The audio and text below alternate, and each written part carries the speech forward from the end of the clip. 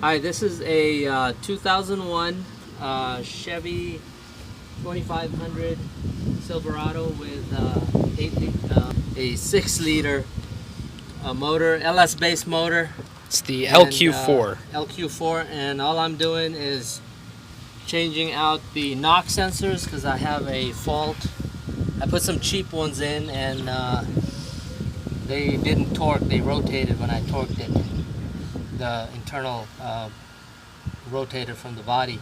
So the first time I did it, I took everything apart, my injector rails, and I had to disconnect a lot of stuff. This time, all I did was take off my intake, took the intake off of here, off the throttle body, and disconnected this vapor line right here. And I also removed this coolant line that goes to the throttle body down here.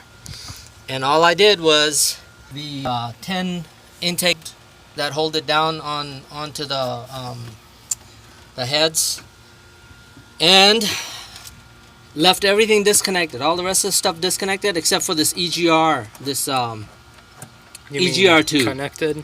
Yeah, I disconnected this thing, the EGR2 right here. And guess what? The whole thing just lifts right up, and I've got a bungee cord to hold it out of the way, and plenty of space underneath to reach the knock sensors. I've already got one connector off. It probably took me about 10 minutes to access that.